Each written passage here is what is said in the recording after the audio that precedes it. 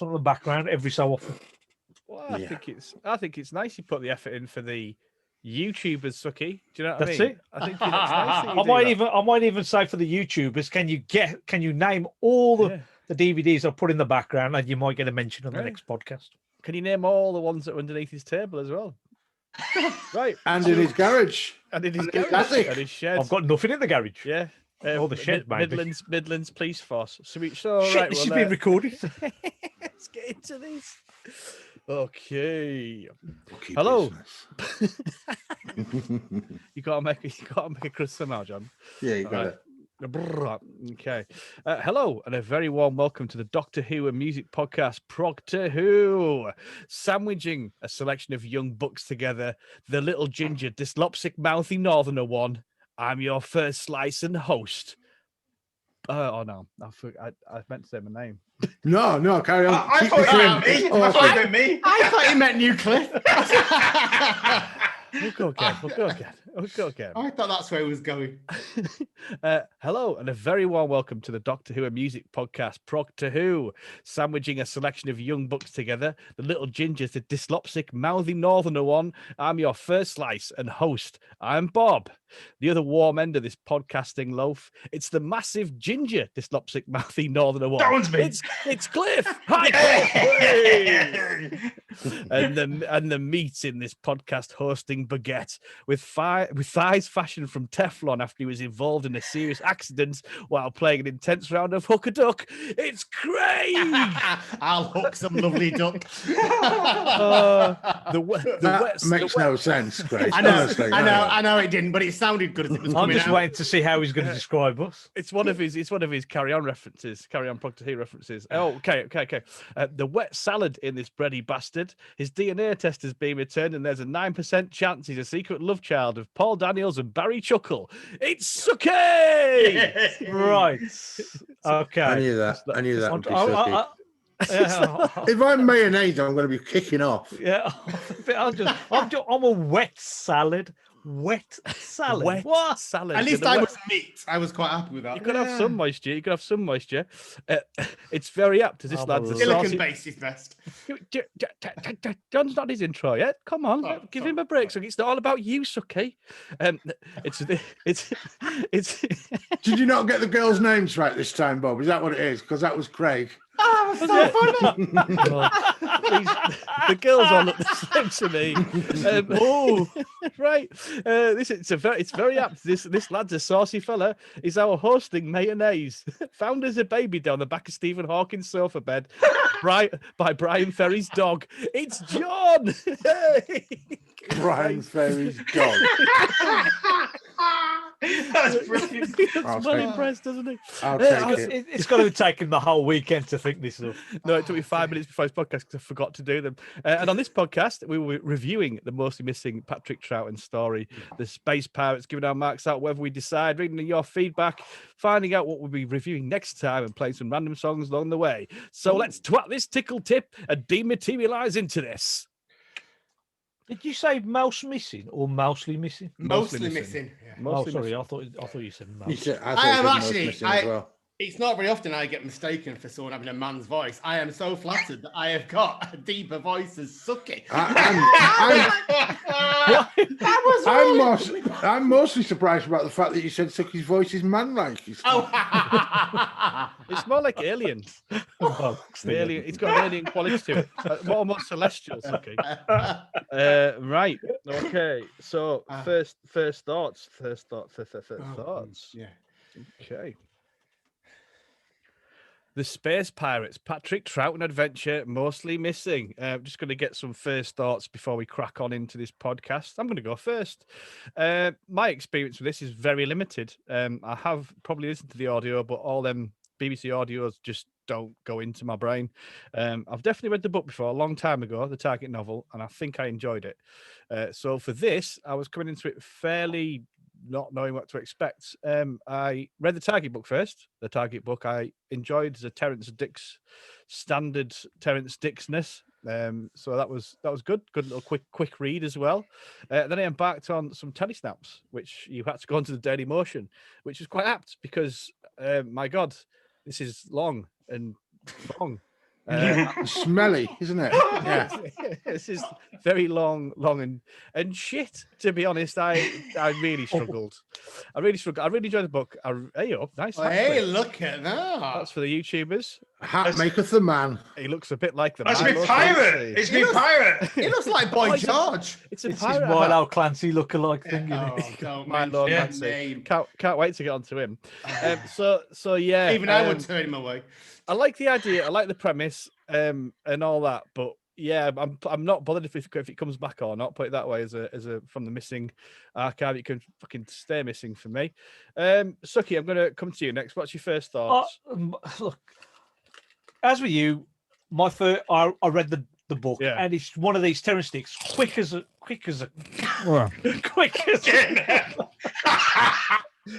What? Okay. That looks tasty, Bob. Yeah. Delicious. Eating crisps on the podcast. How dare you? Be professional, Bob. Stop choking now, please. You know full well that he went out to the shop today and bought some crisps. The loudest ones he could find. What are your crisps?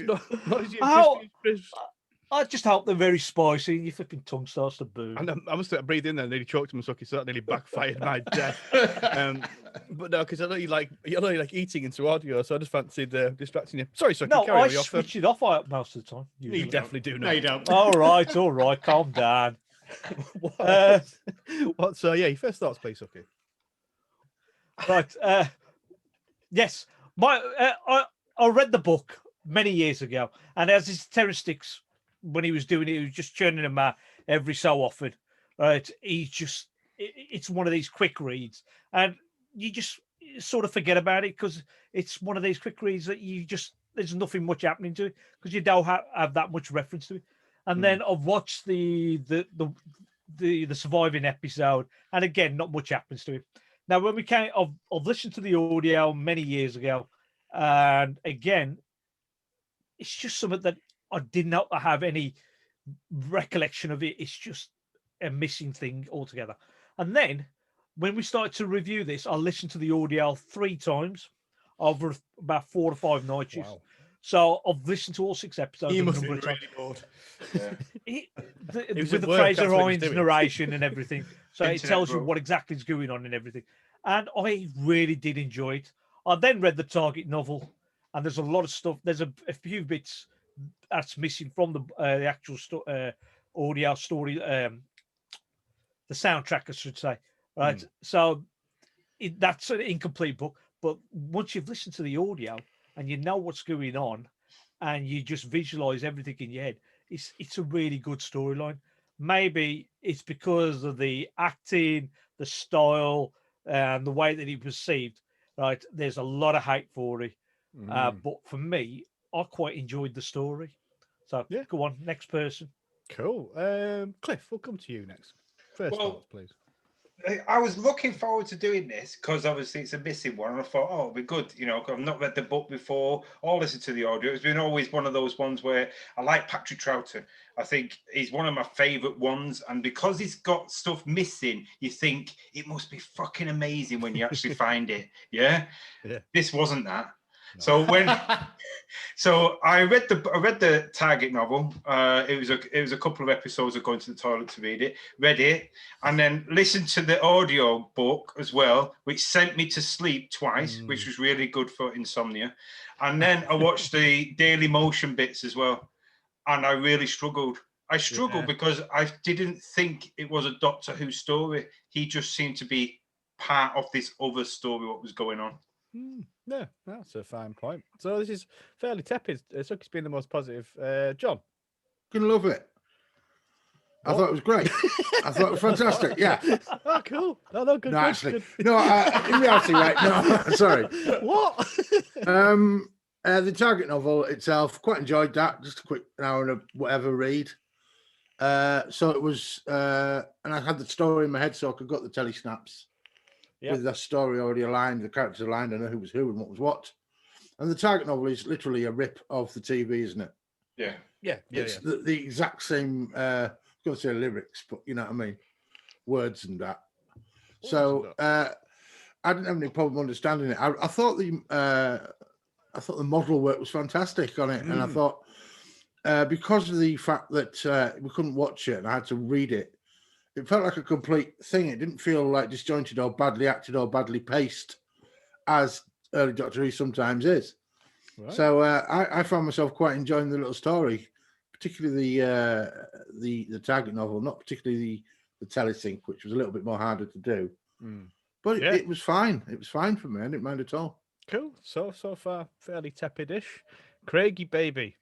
I'm very similar to John, to be honest. I got this as a novel from someone I lived with at university when I was 21. So I've had this book forever, and I did read it at some point, though I can't remember much about it. So when we said we were going to do it, or it came up on the randomizer, I was like Cliff, actually. I was quite excited. I quite like doing the missing ones. I quite like revisiting the stories. And then it's a bit hit and miss, isn't it? Because obviously we've done some I've really loved and some I've hated. And I really enjoyed the book for two reasons. One, Bob has gone on so much about like reading a target novel in a day. And very secretly, I've been quite jealous about this because I've never read a book in a day.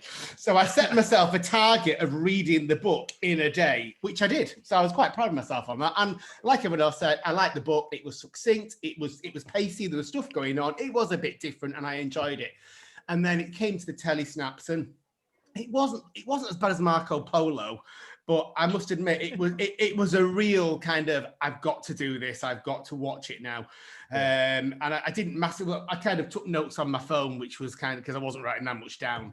So it didn't take a lot of space, really. It was all right. I did like the story.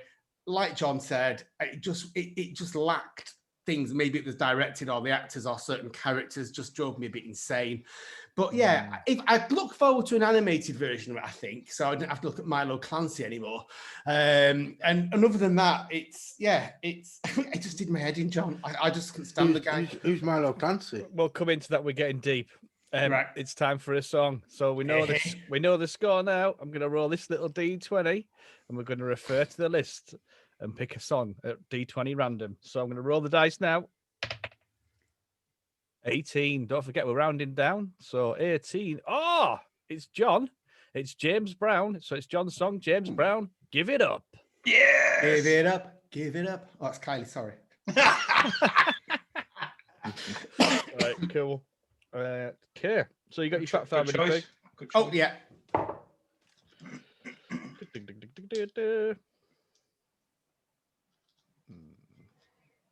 Bit of soul. Bit of soul, yeah. Okay. Right, I've got this from a different source today. I've got this from TARDIS fandom or something. So TARDIS Wiki fandom. Yeah, something like that. So I might get slightly confused myself as usual because it's not my usual sequence. Right.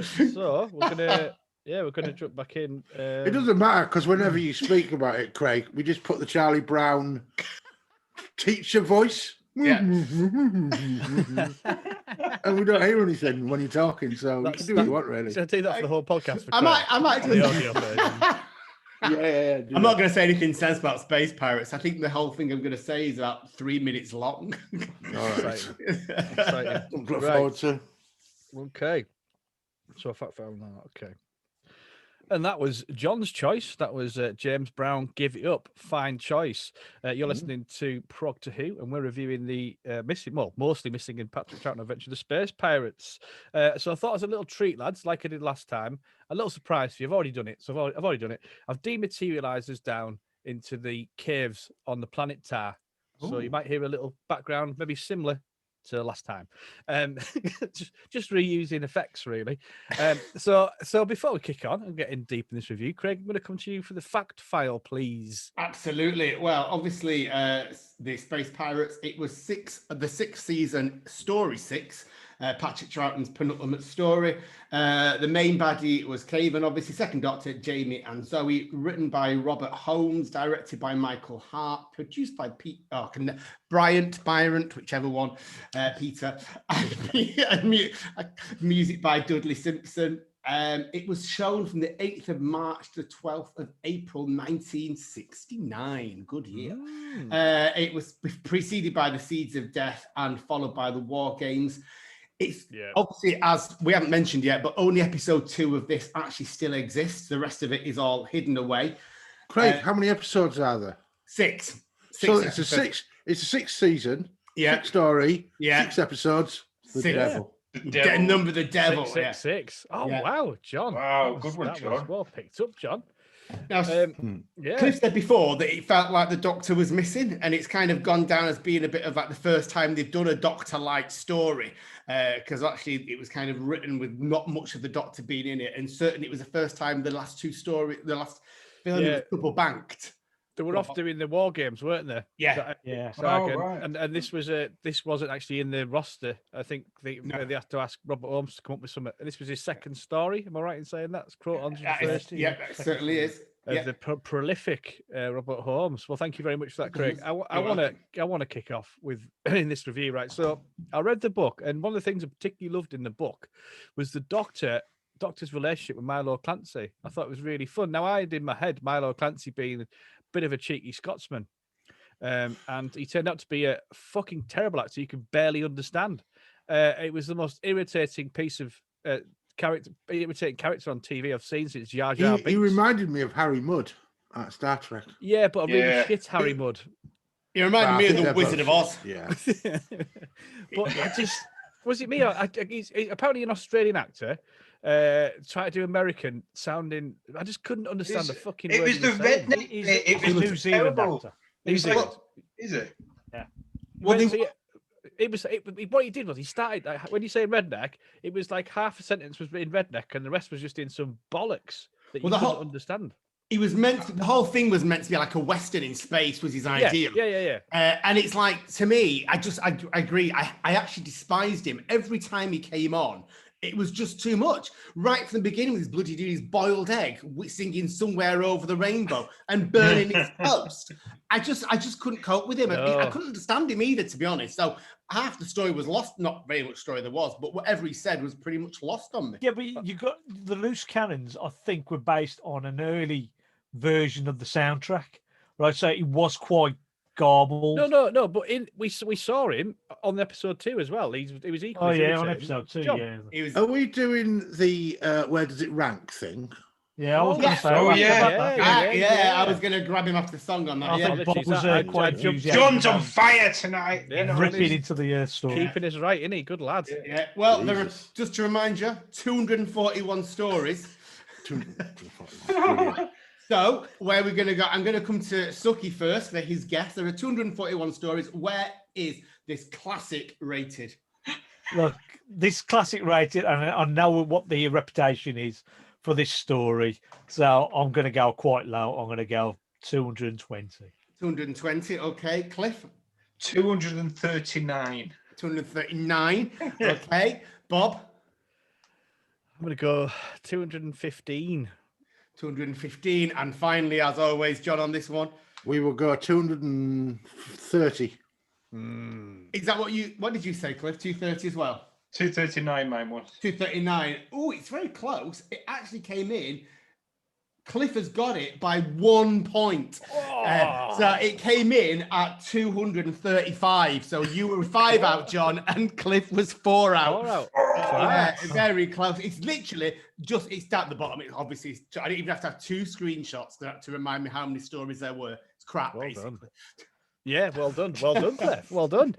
Smash that one. It's a hollow feeling, though, isn't it, Cliff, when you win this? Yeah. I've done it once before. It's just a hollow feeling. I'm waiting for a t-shirt. You know what I mean? It's just Yeah, like nothing's happening. That's it. It's the end. It's all over. I mean, not even a hand job or anything. Yeah. Well, you'll do a reach around as a team if you want. Yeah, That'd be nice. A virtual reach around. All right. All right. No, we'll come round your house in a van. That's what you win when you win the poll thing in Progtor Who. Cool, well done, Cliff. So yeah, Milo Clancy. Fucking just. I didn't have a problem with him. No, neither did I. I. Didn't care because I kind of knew what he was saying from the book first, and it didn't really click. There was a dodgy accent. I just assumed he was just a shit accent. Yeah. I didn't But really it was care. even just shitly cat. It was like didn't white mean anything to straight me. that way. Yeah. No, it didn't mean anything to me. But it was there just for the comedy sidekick, wasn't it? I'm sure he was just written in for a comedy, more light-hearted part. I have to say, That's how I saw it was. In the book, I saw him as being more of a threat, more of a he could have been a baddie for longer. I agree. But in the actual telesync, it didn't come across like that as much. No, It was more of a comedic. The whole story was written as a Western, as we've all said, it's written as a Western. Yeah. You've got prospectors going out, you've got like bandits trying to take or whatever's going on, and then you got the law and order people, which are like the Space Rangers, whoever they were, Space Corps. Right, this is all written as a Western set in space, and so once this is all you read it on the page, you're going to go with those sort of characterizations, and that's what happened with the actor that played Milo Clancy. But I think he was given the go ahead to do it, and that's what he did, and that helps with the costume he's wearing as well. Oh, but that moustache though, Suky. I got it. He had the neckerchief on and the check shirt and all that. But that moustache was just too much. It was just like, why do it? It just ruined the show.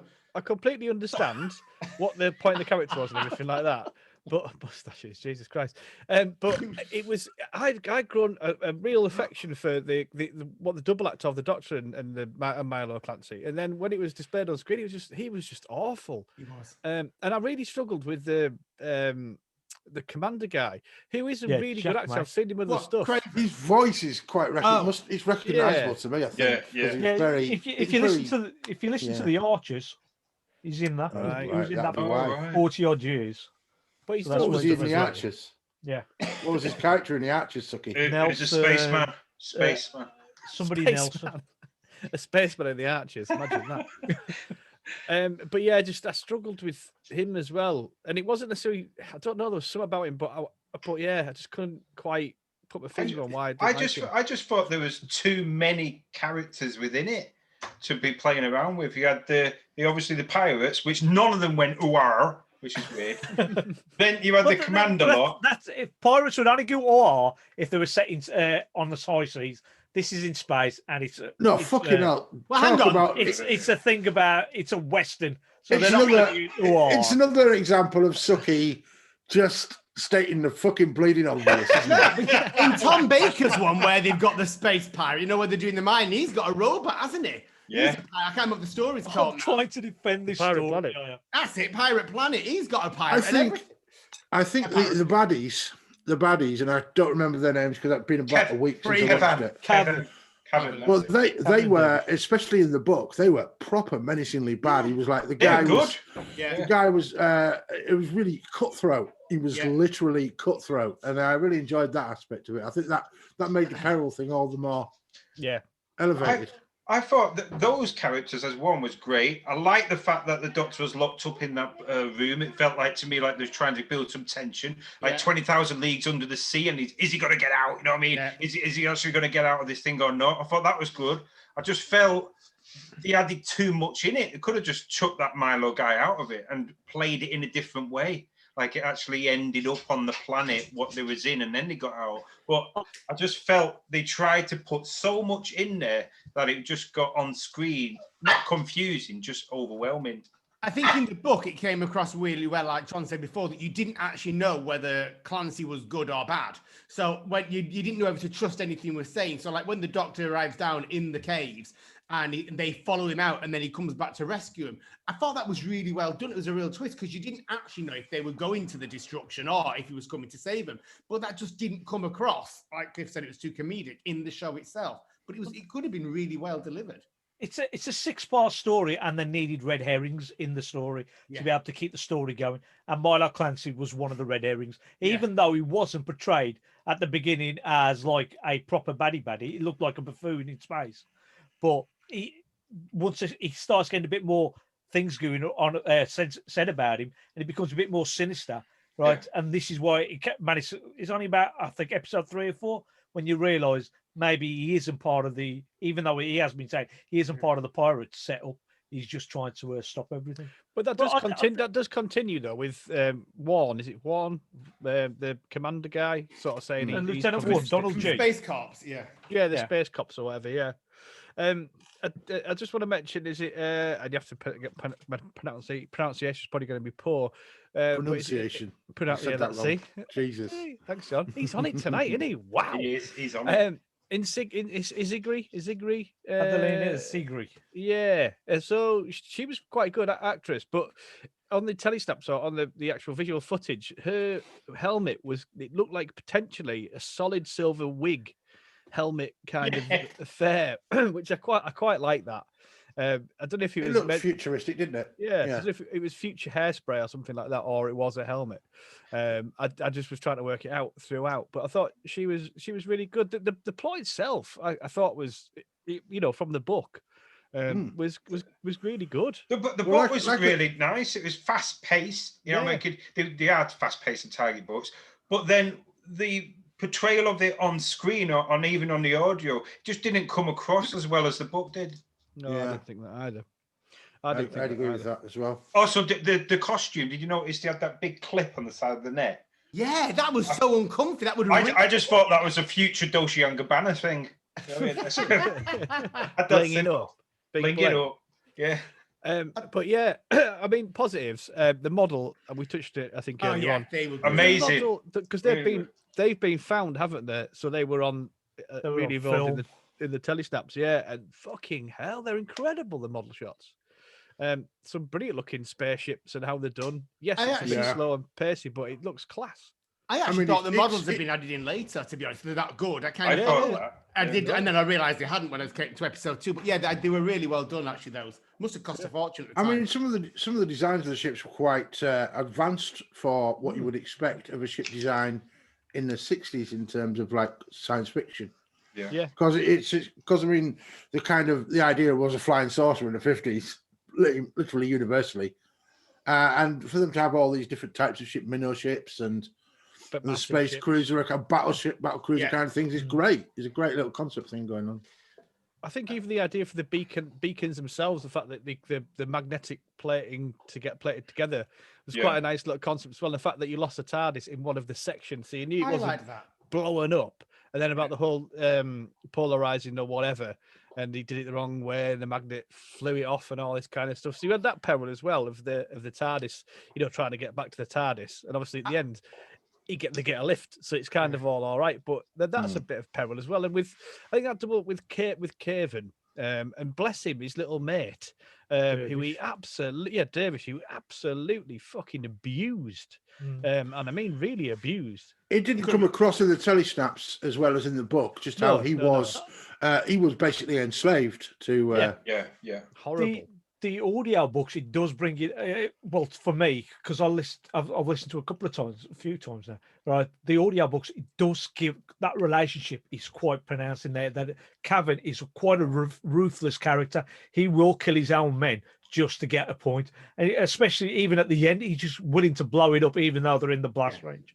Right, because he just wants to win. I think his demise was quite limp. I mean, at the end, that could have been slightly more of a high stakes kind of resolution. It was just kind of off-screen death, really, for him. So I thought the introduction of what was it? Was it Madeleine's father? Dom Seabury. I just thought that was a bit silly. It felt like it was rushed writing to say, "Oh yeah, he's been locked in an office for 2 years." Yeah. I thought that was a bit bizarre of how that fitted in. That just seemed really surreal because none of it was realistic. Kind of why was he in his office locked down there? Why for 2 years was he not being used as more of a blackmail for Madeleine? When he comes out, he just was he nutritiously starved? He was in the bright light straight away. He was like, I know he's tired, but I thought that was comical. He was kept hidden from Madeleine because Madeleine was cooperating. She was quite willing to do whatever was happening. There we go. Did not need to use that piece of the blackmail thing at all, right? But as soon as she started, going off on her own and decided, I don't want to be killing people, I don't want to be doing this, he brings out the father card and goes, I will kill your father because I've had him here for 2 years. In the book, that comes out okay, but in the audio, it comes out exactly the same. Yeah. It's just you're doing a really good job here, Suky, of polishing up this pile of crap. It's my opinion. It's not crap. It's not yours. It's a good story, but it's not well remembered, and it's not. I think it's not liked because of certain elements. It is 2 episodes too long. It should have been 4. We could have condensed it down to that. I think it's like the Doctor doesn't even appear in it until. No. But I don't think I made a note of that. Yeah, I think it's that's what I was. I made a note of that as well. The first 20 minutes or whatever of it. Or it's just, I just got into that storyline and I'd forgotten there was a doctor coming. Yeah. So I was quite impressed. I like that in a sense. It's like a really long cold open that makes an interesting televisual sort of thing. Because it was the first time obviously seeing it, and I tried the telecasters before I read the book. I thought, is this like an early Blink? You know, the first Blink. That was it's kind of remembered that way. You don't see David Tennant in it all at all. Only little clips of it. I thought, maybe it's that like an accompaniment story. But then when he introduced it to him, it didn't ramp it up fast enough, and therefore I felt it was just a bit too long. It was basically they were having to do something because there was a 6 parts in the season missing, so they had to sort of fashion something in, and then they had war games going on, which was a big epic and all that, kind of thing. So it was. Have you done war games, by the way? I don't know if you have. Yeah, we've done war games. Oh, bloody love war games. I like war games. I know you said in a comment. You did, Cliff. You did say that in a comment. I can't remember.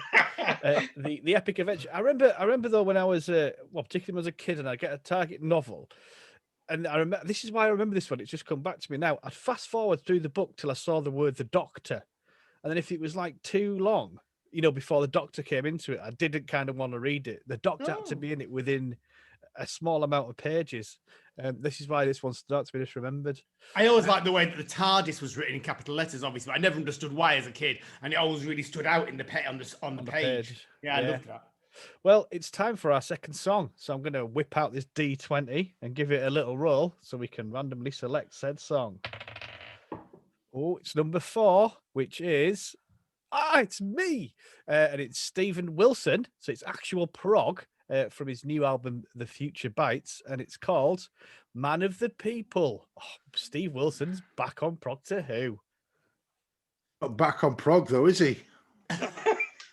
He's more pop now, isn't it? Yeah, it's a pop album. It's the album, and I think it's only to piss off the prog fans because he loves doing that, apparently.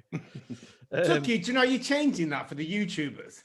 They'll actually see you change it, so you know me. YouTubers, YouTubers. So it's not. There's no point asking what it's going to be because they're all watching everything you're doing. It's like he just pissing about with his shelves. He showed his collection off. OCD. He showed his floppy disks off. What have you got now? The Tomorrow People. What's Tomorrow People? I remember that from something. I remember it was on the 1970s sci-fi. Nation.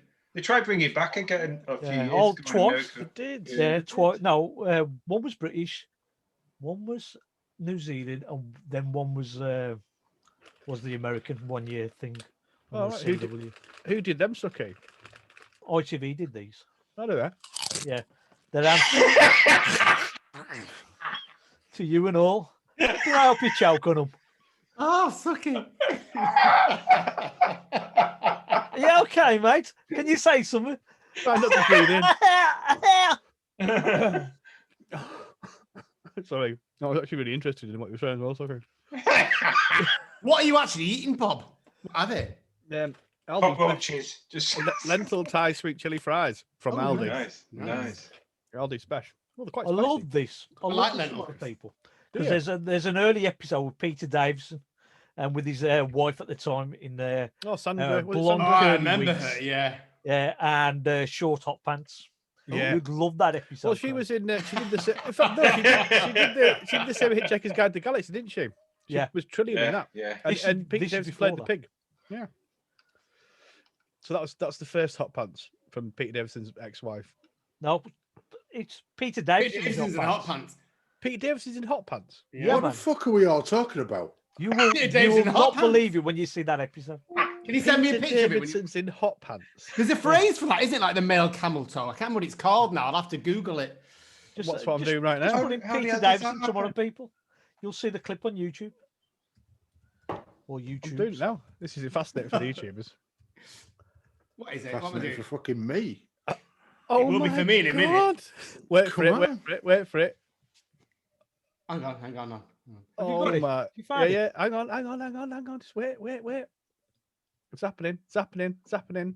He's got it. Yeah. And then we'll get on there.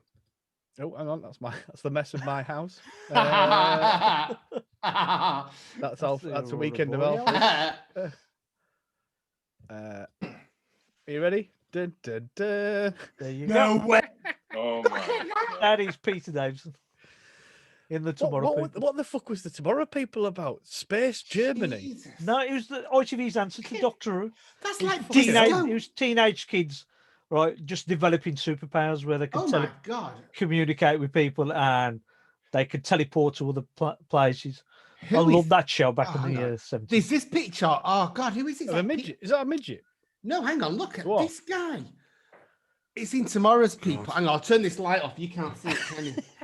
Oh, it's still. Oh, but you can't see I'll it. see it. No, it's Oh, like no. bloody. What's his name? He's like. Oh, what's that film? Fucking doing Rocky something Horror else. Show. Yeah. Oh, good God! I'm going to take a picture of that for later. It's in the same show. Anyway, Right. This is fascinating television. Right. Let's get back into it. that's what I say to that man. What did I want? I wanted this, right? Okay. And that was a prog artist playing a song, Stephen Wilson, from his new album, The Future Bites, and that was Man of the People. You're listening to Progtor Who. We're halfway through our review of the Space Pirates. It definitely causes some topics of discussion, which is always good for a podcast. I'd say I don't think we've been that negative. It doesn't feel like we've been that negative. 'Cause No, we have found. Everybody's got issues with it, at least in some way. But behind it all is a fairly decent, a solid story Yeah. that can Yeah. get behind. I think What's the up, book look- saves it. If you'd not read the book and went straight into the telesnaps, I think it would be like, Oh, yeah. Oh, yeah, it'd be yeah. having read the book first, I think I came into it quite looking forward to it because I did enjoy the book. But yeah, I think we are being quite nice. It's a very Can I good just story. ask, what is Argonite? And then do we hear about it ever again? Oh, I doubt it. Do you get Because that? it's Doctor the Who quite strongest often, metal in the universe or Yeah. something. Yeah, no. Yeah. Oh, The thing is, No. it's one of them words where I'm sure I've heard it Sweetheart. many times before in other science fiction things as a material of awesomeness. Well, I don't know. It's like Well, kryptonite, isn't it? it's done that before, though, Robert See- Holmes. He oh, writes that's- about these chemicals or these minerals. I've got it. I've got it. Kryptonite is Argonite. Oh, an yeah. Argonite. Krypton being a noble gas, argon being a noble gas. Oh, that sounds very technical. So he's ripped it from Superman. He's on fire, John, tonight. He knows it. It's all them hits he's getting on the wood. I on his know, wood, isn't it? yeah, yeah. Might as well give it a shout out. Yeah. Oh, Simple, I just simple wanted. he would. We've not mentioned Zoe. How amazing she looked. Yeah. That was a fantastic suit. Do you know what was weird about Zoe when I don't know, is she slightly cross-eyed? I don't know what it was, but when she looked, Yeah. or it might be just because sometimes I don't feel insulted by this. Anybody that does have dark eyes, but sometimes when I see dark eyes, I do get the feeling that there's nothing behind them, It's because it's because there's a and lot of they're dead souls. It's like ginger people. It's just Going back to going back to when So when you're a ginger and popped a knee, my eyes are dark. You're fucked. no, I wouldn't barely even see you in a room. I mean, I could walk right past you and not realise you were there. It was amazing. That's true. Just blend in. going back to Wendy Padbury. Wendy Padbury has said she has no memory of this story whatsoever. Oh, was Yeah. she high? Just Was she on drugs? No, well, most of it was just spent in a spaceship set, wasn't he? In this one small room. Even Patrick Troughton was annoyed Yeah. with the story because he was saying not much is happening because Yeah. the regular crew was stuck on just one or two sets because they kept getting caught and just put him in rooms. Well, his But, son's come out and said that he came home, didn't he, one night? And Yeah, said that's he was it. just bored of watching. Is it Michael, wasn't it, that said it? It was like he's come home and it's going to be really bad to watch because it's just so slow and dull. And Yeah. that's after recording up episode 2. Yeah. Because and that episode 2 is a I actually smaller liked episode 2. I thought yeah. it was good. I Right, enjoyed. well, Yeah. I I've a could feel feeling- like it was pulling some tension. I thought it was good. I actually thought that was a really great idea. The way, like Bob said before, the way the metallic was moving away, and the way I like the way as well the Doctor tried to solve it, and it didn't work. It's not always perfect. And when he says to Zoe, stop being so pessimistic, I loved that. I thought it was really good. You got to look at it. You flip's sake. Bob. It did suffer a little bit, and because Suky missed his opportunity to jump in, it did suffer a little bit with the Doctor being the Troughton Doctor and bumbling and I don't know what to do. Blah, blah, blah, blah. I didn't like that aspect of him, and that's made Troughton plummet down my. You list don't of like ones I Troughton very much, do you? I'm starting to look that way. Yeah. Mm. I think. Yeah. I mean, I don't mind. I've forgotten her name already. I mean, When Zoe. it comes to Zoe. Zoe. Yeah. I don't mind her. She was all right. She's just like the pre-version of Sarah Jane. Like she's like the prototype, and Sarah Jane with the finished article. Is what I'm saying. But yeah. She wore a much skimpier outfit, so didn't she, Zoe? To be fair, she was a little bit. They did put her up much more as a sex goddess. But they also had the like 60s. having a thinking as well. You know what I mean? She wasn't just there as someone. No, she had the brains. She had the brains, the scientific brains behind it, which is She good. had agency. Yeah, she was good. Talking of a Just lack dead behind the eyes. That's the problem. I mean, That's it. Talking of a lack of brains, so Fraser Hines and Jamie McCrimmon. Again, he's in it as well. Yeah, standardly great. But they don't He really. doesn't do much, does he? This, No, I get the really impression. feature. I know, At but all. I just find him as a character just drags with me. It's like, put some bloody pants on. We No know way. you're Scottish. No. For No God's way, sake. for God's sake! He's always got his kilt on. What's all that about? Now we're He's a seeing Highlander. Cliff's anti-Scottish bigotry. This is what we're seeing. What we're seeing right now. Thinks he's blaming Braveheart No. in space. What I'm seeing is Cliff saying, "Get Zoe in the shortest skirt possible," and Not get, running that. and get Jamie wrapped up in bloody everything he can. Where's my fun? Get it equal. You get to look at Patrick. The boys and the girls need a fun. Me. Well, But yeah, I do actually agree that Get Jamie, John's face. Jamie does drag, and it's not his balls. Obviously, it's like they're not in it. Like Probably it's- are these days dragging, Craig. it probably have it, yeah. They do, He's don't got a they? very bad. That speaks a voice of experience. Every year they get an inch lower. They pulled up round his beard. You could probably like get get his ball pubes and knock No, him he's, into it. he's got 60, 70 years of hair to tangle up there. Have you seen that? A bit longer than Sucky's beard. You see that new Disney film? Do you- Entangled? That's going to be Suki. He's walking around with his Suki, balls just tied have to it- his beard. Just out of interest, Suki, do you plait your ball hair? No. Do you? No, Is your- I just knew where you were going, so I've been saying is no. is your pubis unruly like your beard? Can you not ask? I'll show you next time, Bob. It's easy to talk. Can I come in on that? I'll drop your kegs in front of you. You can have a look. Good luck. Amazing. Sorry, Craig. You were saying about something to do with Doctor that was Who. his chat to his wife, wasn't it? It worked. It worked. I've been married 30 years. It worked. Clearly impressive pubic hair. Yeah, beware, ladies of the legendary pubis region of Suki. Sorry, Craig. You were saying something about the Doctor Who thing? I actually The was distracted bush. by pubic hair and bush. So I don't know what I was saying about that. But on a different note, Space Corps, right? When I read the book about Space Corps, I could see exactly what they were doing and how they were moving around the plot. In the telesnaps, I just didn't have a clue what that guy in the fighter plane was doing half the time. He just seemed to be out there with the same shot all the time. Did anyone else feel that, or was it just me getting confused? Yeah, it did But seem that- in the yeah. book side when they're Yeah. talking about it.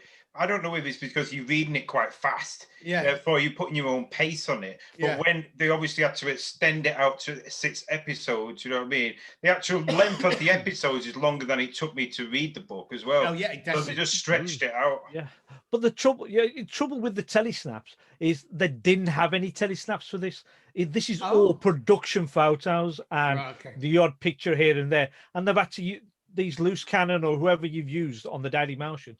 They've had to just use the same photo over and over, again and again. I did not watch the telesnaps on Daily Motion or anything. I just listened to the audio book. He did. I mean, he or she, read the whoever it book. is, they did a great job. You know, considering really there good isn't job. any actual, because they had all the model shots in there as well. Yeah, they Yeah. did. And I it actually was, watched yeah, it- it was fun.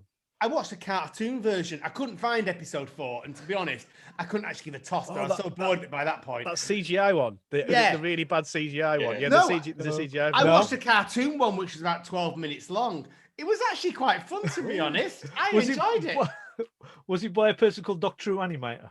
I really can't remember. Probably. Yeah, he did I quite saw a that few one. ones. Crudely drawn drawings. Yeah. I enjoyed it, I watched the actually. first 12 minutes of that. And then the chap, Ah. I'm not going to say the chap, right? If you carry on watching some of his other videos, Yeah. he goes to locations Oh, okay. of Doctor Who stories. But Yeah. the fact is, he's using his own camera Yeah. and he's trying to do a recording, but because the rain's coming down and there's all sorts of background noise, you can't hear him. Oh, bless him. Can't hear him at all. Well, I quite liked his cartoon. It was a very crude cartoon, but that added to it because it was deliberately done that way. It wasn't trying to be fun, but it used like the original soundtrack over it. But I love the fact that basically he told the one I watched episode 4 in 12 minutes. And having read the book, I knew nothing was lost. It was actually really well done. I enjoyed it.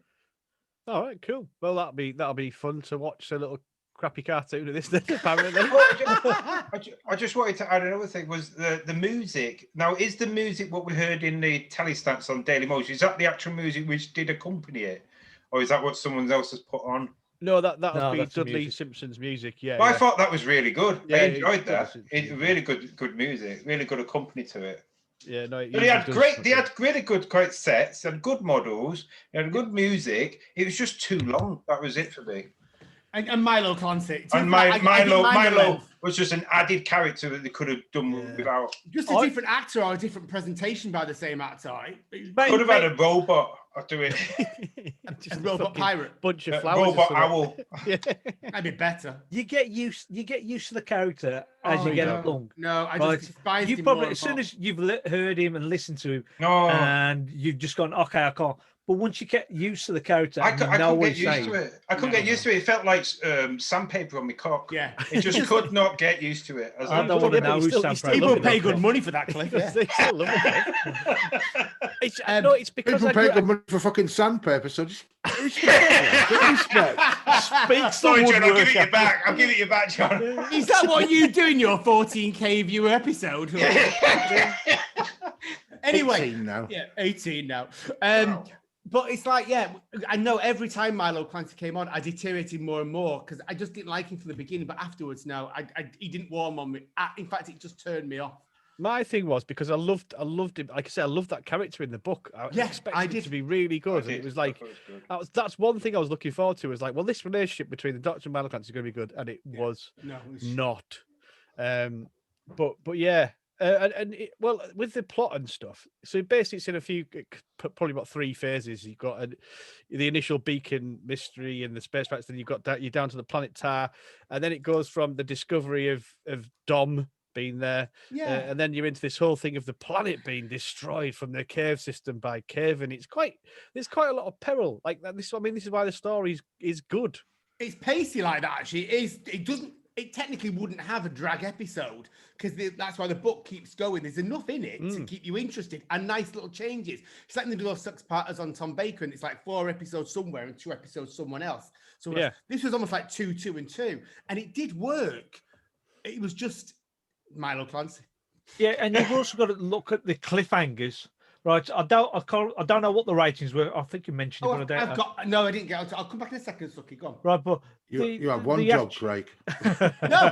To be fair, Bob shut me up. I was midway through and he just moved it on. I was like, oh. I thought you finished. I'm sorry. No, I've got loads. Episode 1, 5.8. Episode 2, 6.8. Episode 3, 6.4. Episode 4, 5.8. Episode 5, 5.5. Episode 6. That's great. I'm glad you moved on from that, Bob, actually. I'm glad you moved on from that. That was terrible. That's about 6 million. yeah, That's relatively low, isn't it? it is low for that period, but it's. Well, Patrick Troughton was dipping anyway, wasn't it? And it is his penultimate story, so it's going to be going lower for him. It's virtually the end of his tenure. Is this the last of the missing episodes? It's the very last one because we've got all. That's it. This is it. Yeah. But I'm going to say the cliffhangers were really good. They were really good. I mean, the one that really stands out is the one that's in the actual episode that we got, which is Jamie being shot and Zoe screaming, "You murderer!" Right, that really stands out as a cliffhanger. I mean, then there's the one right at the final cliffhanger when the spaceship blasts off and you don't know if the Doctor's going to be killed in the blast. Yeah, no, you're right. The cliffhangers are really they are good, and it's because of it's Bob Holmes. He knows what he's doing, even if it's his second story or whatever. He knows what he's doing, and the peril is there. Yeah, he understands about peril is essential to a plot to keep you gripped and you going. I think the direction of it was good. You know what I mean? But like I said, I just keep coming back to the fact that I think it was too long. Robert Holmes, he had the peril side, but if it was condensed to 4, it'd be so much fast paced and be so much more enjoyable. But that's very typical of all these stories, isn't it? We say that a lot in the 60s and 70s. We say it with John Pertwee, we say it with Patrick Troughton. I agree with you, but I think it's just that era, isn't it? They've got to make it last. And also, the viewing audience, it was all still very new to them. Pace of TV was much slower. Yeah. It's just and it was aimed at kids as well, wasn't it? And before national curriculum, so they're all thick. Kids. Telly was a lot of things, but it was also just like I say, it was a filler. they had to they had to just do something and fill 6 episodes, and ideally a 4-part would have been great with a different person playing Milo Clancy, and it just been a bit better on the acting. And a short skirt on Zoe. Oh, well, always. You mean Jamie? Jamie, you mean? I know. I was thinking. I was being inclusive for you guys. Wow! Have you just gone back in the closet? What's going on here? Do you know? To be honest, it's that picture of Zoe behind Bob. It's that shape. It's got my attention. Very nice, isn't it? No, it's not. Very nice. Well, actually, it is actually very nice. It is. It is, but not in a sexual way. I can appreciate a human body. Excellent, said Hannibal Lecter. Not for taste, I don't think you meant. No, right. On a very different note on that, we went to an ice cream parlor this afternoon, and the guy behind it looked just like young Hannibal. In fact, we even turned to him and said, he looks like young Hannibal from Hannibal Rising, whatever it's called. Oh, yeah. Very sexy. Did he say it to his face? Well, to be fair, he was just stood behind the counter. If he was listening, he would have heard it. I didn't say that. I didn't say very sexy, though, because I would have blushed. You look like a serial killer. I just licked my lips at the ice cream. Yeah, you look like you eat human flesh. Can I have a 99, please? I licked that flake very seductively. Anyway, let's get some final thoughts on this. I'll come to you first, John. Have you got anything left to say about the Space Pirates? Not especially. I was interested to see what the Space Corps was and whether that was particularly anything that came up again. No, not really. No, didn't think so. Standard. This thing seems like a bit of an island because it's a missing one. I imagine it's generated a little bit of interest, but I can see why it's not so popular, even though I don't particularly feel that way myself about it. Yeah. But yeah, beyond what everybody's just said, no, I've got nothing more. Brilliant. Thanks, John. Craig. Yeah, I've got a few things. I liked the theme that comes up with Clancy. Looking at some of the issues in it, I quite like the theme that Clancy goes on about how he'd been having whatever was Argonite stolen for years, but the minute the big institutions get hit, they were all interested in the Space Corps. It's kind of like is that very 60s kind of this small, the kind of petty bourgeoisie or whatever, the proletariat, the bourgeoisie, all that. Yeah, the kind of the growth of global capitalism. I quite like that coming through. And that was also his rejection of authority and all that type of stuff. I love the fact that Zoe again uses the maths, uses the brains to work out the exact projection. I thought that was really good. Yeah, the sonic locks, I thought they were super cool actually. We've not touched on those because obviously they use it twice, don't they? Once to get out of the cave and once for somewhere else. And I like that. And that's probably it skidding through quite quickly. Oh, last line's written down here. Clancy was totally irritating, reminds me of the Wizard of Oz. That was all. That's my final summary of it, to be honest. Amazing. Thanks, Craig. Cliff. I liked the baddie Cavern. I thought he was really good, and it's a shame the way they finished it off. I would have liked to seen him in future episodes. It could have been, a recurring baddie, because the way he was and the way he controlled people, he was sort of similar to the Master. He did not give a shit about them. He had his own agenda and what he wanted to do, and I like that about it. I don't think there's anything which carries on any future episodes, whether the place or the Argonite or anything, which is a shame. Like I said, I did like the music. I love the Target novel because it's fast paced and I really enjoyed it. And I would recommend anyone to read it. So if they are thinking, should I watch it or should I read it? I'd read it. Go out there and read it. It's really enjoyable. I like Zoe's dress. Did you, Cliff? Yeah, I did. Brilliant. Suky, thanks, Cliff. Suky. Right. I did like the fact, as people have mentioned, Cavern is a really, really bad, evil villain of the story, and he's just ruthless. And I like the way he treated Dervish. Right, he's the one in control, and Dervish has got to do. And this is somebody's mentioned in the comments. This is probably the first of the Robert Holmes double acts that come out, and he's used it in it carries on using. Oh, that's a years great later. one. Yeah, yeah. There is, Okay. yeah. Right. I never thought. So that is something that somebody's pointed out, and I thought, yeah, that's absolutely right. I do like the fact General Hermack is a Captain Kirk wannabe, in that in the first episode he makes his own decision that he's going to go off to go look for pirates, right? Which is what Captain Kirk would probably do. I'm not going to listen to whatever's the Federation wants me to do.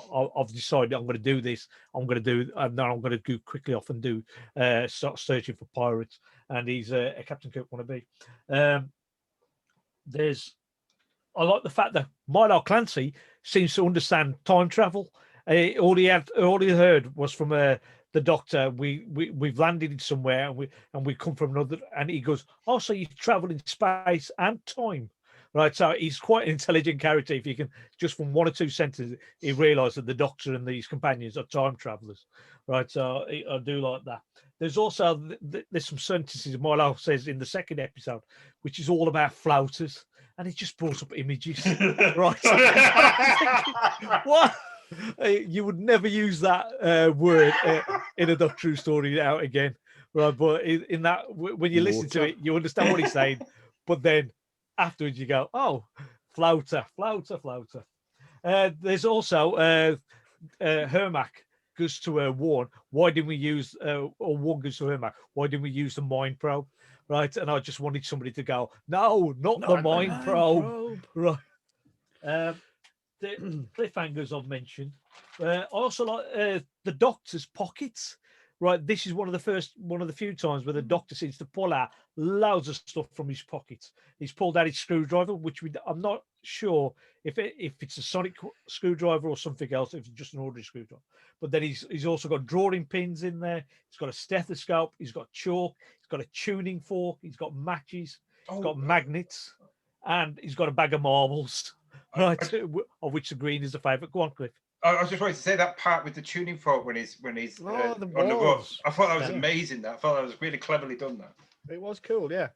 What was the mechanics of that? Because I maybe just didn't watch that. Is that the sonic lock I mentioned? Yeah, the sonic lock. Yeah, audio lock kind of thing. Yeah, that's it. Yeah, audio lock. Yeah. So in order to open it, but a tuning fork has one pitch. No, I didn't understand myself. I didn't understand. That's the whole point of a fucking tuning fork. But this is from Galfrey. Could be all different ones on it. Yeah, exactly. Maybe Cliff. Bullshit. Think about that, did you? Bullshit. John, it was a space tuning fork. It's a special tuning fork. Space one, yeah. Yeah. This is the 60s, so Clancy asked the only woman in the room to make the tea. Right, when he asked Zoe to go make the tea, and I thought, just think one of these silly things. Because Suky loves that shit. Suky loves 1960s sexism. Why should I change anything? My wife makes me everything downstairs. So I'm not going to say anything. By the way, Suky's on his ground floor of his house. She lives in a cellar. I forgot that you've come to my house, Bob. Yeah, you know the layout. The candle. There's a whole bit with a candle where Zoe doesn't recognise what a candle is, and I thought that was a bit strange. And it has been pointed out in other stuff that Zoe from the whatever century years should know what a candle is. And that's all exercise from the book. That doesn't even get mentioned in the book. So Terence Sticks took a bit of an editing bit to that. The Doctor kills somebody. He's killing people, right? Because he sets an electrocution trap, doesn't he? In episode 5 or 6, where the guard comes across and gets electrocuted. So that's an instance of the Doctor killing somebody. And you've got. John Nathan Turner. Oh yes, yeah. He's actually this is his first uncredited role within Doctor Who, where he was an assistant floor manager. And the final one that I've got is that Brian Peck, who played Dervish, right, sadly only died a week ago. Right, 4th of April 2021. Right, I forgot you love your death. He loves his death. Yes. He loves his death. Oh, no, I don't. But it's the death lottery. We did. No, I just don't. But that was a section never got into the show, unfortunately. Yeah. Is that you finished, Suky? That is me finished. Lovely. Thank you very much indeed. I mean, my thing is, I genuinely think this is the story's great, but unfortunately they were up against it as they always were in Doctor Who. It had to fill a big gap of 6 episodes. It could have been brilliant. This could have been a really good, strong Doctor Who story, but for whatever reason, it was not. But the target, as Cliff said, the target book is definitely worth a read. Yeah. So okay, well, it's time to put some. How many fuck offs would you give Milo Clancy out of 10 on this? I forgot about this actually. See, What, John? Forgot about this. What? leave him alone. Leave him alone. All right. Leave him alone. This sounds like But bullying. the poor here, guy's probably been dead for 40 years. Come on, man, have some No, he respect. died. Dr. Doom, when did he die? 2007. There you go. Oh, you're the new Dr. Doom, are you? You're taking on the well mantle. done. Yeah. The deaths. Right, cool. And his missus died in the same year. Oh, it's really hard. It's a bit of sadness. This is for the getting quite YouTubers depressing towards the end. Let's move on. Yeah. Yeah. Right. Philip's dead. Prince Philip is dead. Mm. The old fucking racist. Okay, so Who are you talking about? Prince Philip, that guy that was married to the Queen. I couldn't give a fuck, by the way. So Clearly. what did he? Right, okay, fuck off for you. Okay. It's time to put some scores on this story. How many fuck offs would you give Milo Clancy out of 10? Craig. Well, I would give Milo Clancy 10 fuck offs out of 10 to get rid of him completely. But on the Space Pirates, I forgot I had to think about this bit. So this is very gut reaction. I'm going to go 4 out of 10. 4 out of 10. Yeah. Wow. John, how many fuck offs would you give to Milo Clancy out of 10 for this story? 0 to Milo Clancy because I've got respect for the dead. But I would probably give this 5 out of 10, I reckon. Oh, fair enough. Fair enough. Cliff, how many fuck offs would you give to Milo Clancy out of 10 on this one, please? 4.5. I've had it at the beginning, and I never changed my mind this time because usually at the beginning I have a number in my head, but after listening to all your brains, sometimes I change it. But no, it's kept at 4.5. Brilliant. Thanks very much, Cliff. And how many fuck offs would you give to Milo Clancy out of 10 on this one, Suki? Me, I wouldn't give him any. Like, I think he was okay. Just how many fucking would you give it out of 10? Okay, the Space Pirates. What did he say? I missed it. What did he say? That. Just carry on. Okay, I will carry on. Right. No, the Space Pirates. It's a good story, right? Packaged in a pretty bad way with some of the stuff that's happened around it, and it doesn't help that it's missing. And the only available episode is quite a boring one, right? But which is a bit like Enemy of the World. Remember when Enemy of the World? Yeah, we had the true. one really, really dodgy episode, right? And it came back, and it was a better story than Web Affair, which everybody been raving about. Yeah, so yeah, this could be like another reappraisal when these sort of episodes, if they're ever found, come back or animated. I can't So- see. can't but see yeah. it. You guys might not be able to see, but that's what people were saying about Enemy of the World. You can't see. Yeah. You can't see. Enemy of But the then World when- is fucking brilliant. So It is good, yeah. It hasn't got Milo Clancy, and that's why. it has a very strong cast of acting. doesn't So, it, Enemy of the World? For what it is, I'm going to give it a good 7.5. No, I'm going to give it 8 out of 10. Wow. No It's way. a good story. Sucky. Whoa, It's a good story. whoa. Don't. Well, I'm You not watching gonna... something else? I know. I listened to something else. You did. I You did not- You didn't watch the I telesnap. did not watch the telesnap. Yeah. Telesnap. Yeah, Suki, You're he's the just only one that watching did that, yeah. 2 or 3 production photos Yeah, you are. over and Yes, over again. You're probably listening to a really crappy audio version of it That's a rather really than good the point. Fraser Hines one, which was. I'm going to released. adjust my, because he made a good point there, Suki. I think I I'm agree going with to that, adjust my, because the target book and how I enjoyed that should be how I mark this. 'Cause Yeah, as a that's what I'm gonna story, do. as opposed to a Doctor Who episode presentation, right? Yeah. So I'm going to up it to 6.5. Yeah. I'll do similar. I'll up it by 1 because I agree with what John and Suki said. I'm not going to go that high up, but yeah, I did enjoy the book more, so I'll 5. go up to 5. You've got a 5, Craig. John's got a 6. Cliff, are you joining that party or are you staying at 4.5? I'll go to 4. Are we all going up? I go to 4.6. Well, look, I've changed the mind of 3 people at least. Yeah, good. Right, Yeah. so The purpose in life is done, Sucky. Well, I'm gonna. I'd like to now resign from Progtor Who podcast. It doesn't get any better than this. Go out on a high. It's the award, Sucky, for actually changing someone's mind. I'm not far behind you, Sucky. I'm going to go with a 7 out of 10 lovely. because you got to look at it as a story. And I really enjoyed the Target book. It was a good, fun It was Target book. And the story, as a skeleton of a story, it's a really good, strong story of Doctor Who. Just maybe not. Well, we don't know if it was how well it was executed on television, but the vibe we've got, not great. But I might one day go back and listen to the audio, which I always sort of struggle with. Anyway, it's time for our third and final song. So I'm going to get my D20 out. I'm going to roll for a random song. So here we go. 8, and it's John again. And is it Galliano Jazz? Yes! Hey, listen to this. So, it's obviously I don't have a clue what it is. It was but- a bit of a joke entry because I just couldn't think of a 4th song, so you just get what you're given. Yeah, so this is Galliano with Jazz. All right, cool. No way, we was just talking about that. Yeah, we were yesterday, literally yesterday. All right, so that's the song's done. Sucky's swapping out his.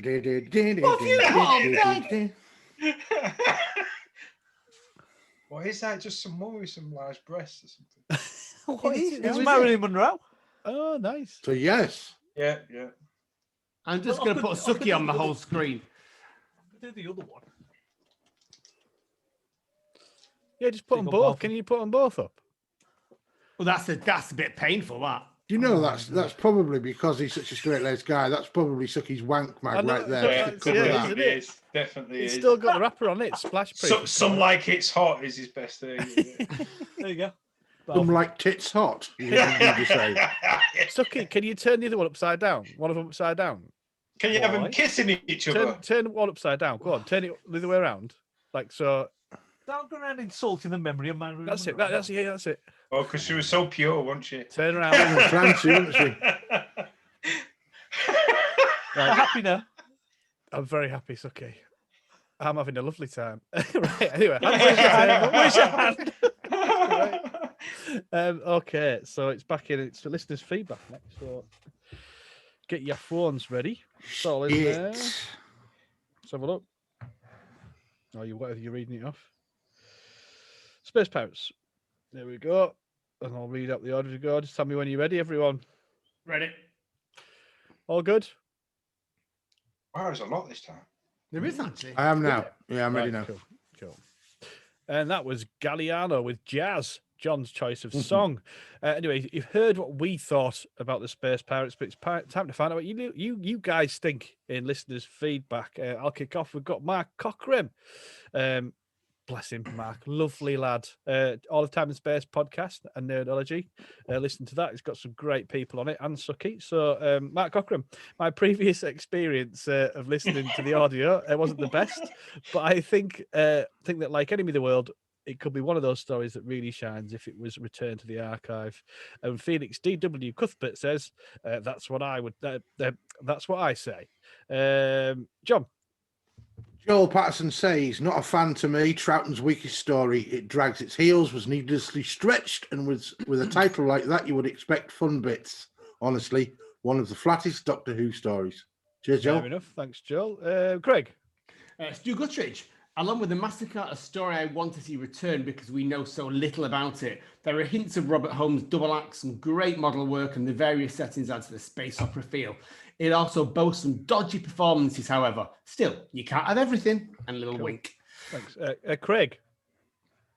DWSG says... No. Who's next, Craig? Liam H. Dempsey. Oh, I didn't see that. I've not got him next. Not on mine.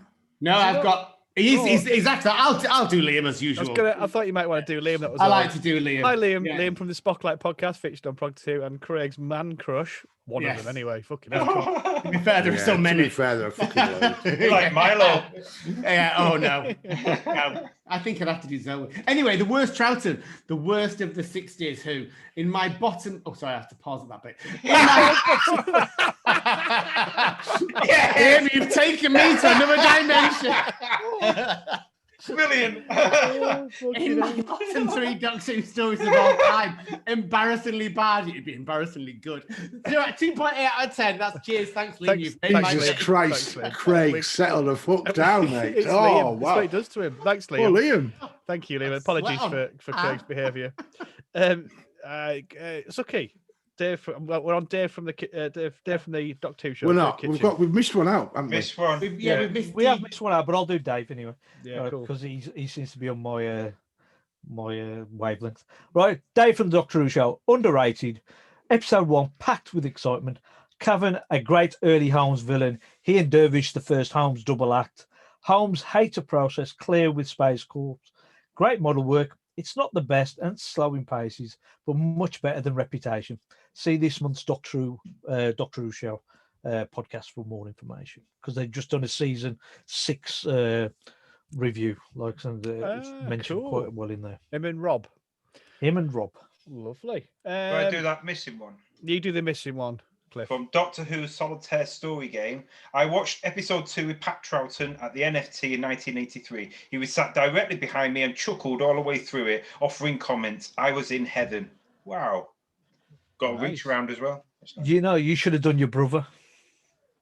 Wow. What? I mean, your brother's Incest porn's feedback. not where we ought to go, really. Your brother's feedback. Stop. You're the one. Look at this picture of Cliff's brother. I'd be in that queue as well.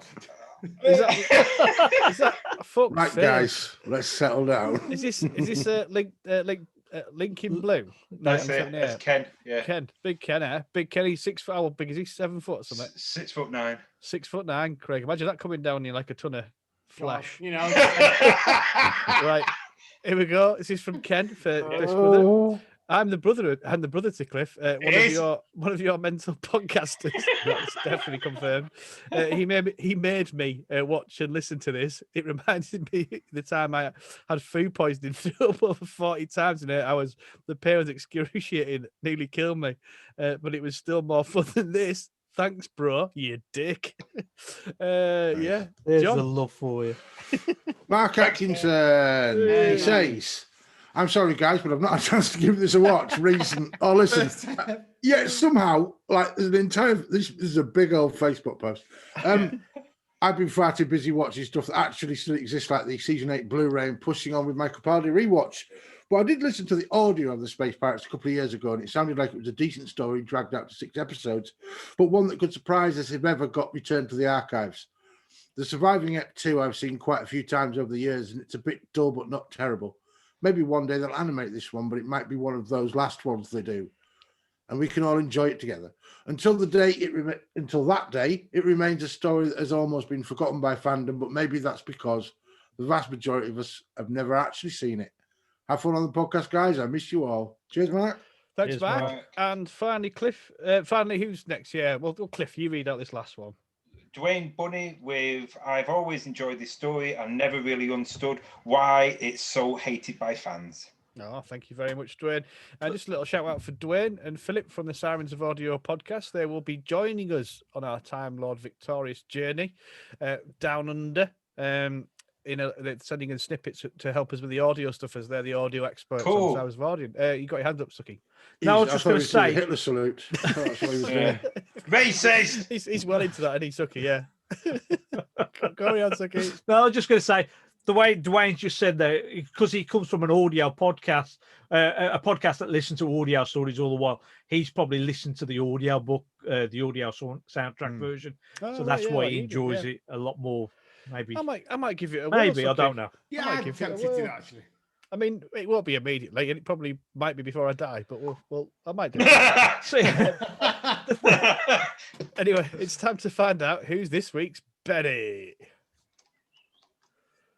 It's Benny time. So we're going to vote for who we think's been the best host of this podcast. And Craig, I'm going to come to you first. Who's your Benny for this? I'm going to go with Suki, because he he brought that idea up at the end, just kind of nizzled in there with the fact that the audio would have been different. And I found it interesting that we all kind of agreed on what was wrong with it, and Suki had this different thing all the way through.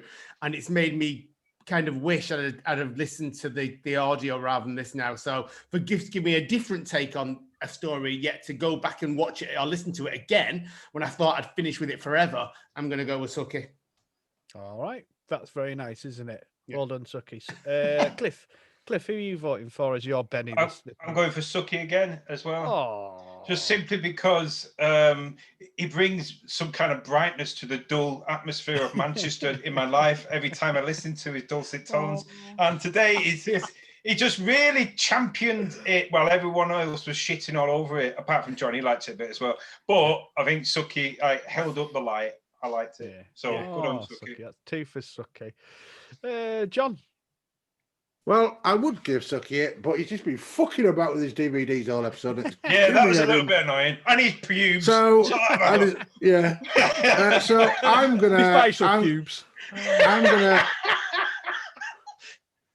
You're not helping your case, Suki. Well, I ain't going to get you bout anyway, so... No, you're not now. Definitely not. I'm going to go for Craig because of his. It's in my bottom joke with Liam's, which was fucking comedy gold. Yeah, Comedy gold. That It was like fucking watching a Carry On film. It was brilliant.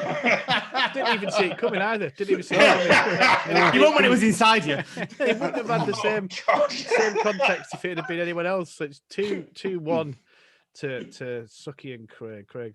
Suki's winning. So it's my casting vote, isn't it, for the Benny this time?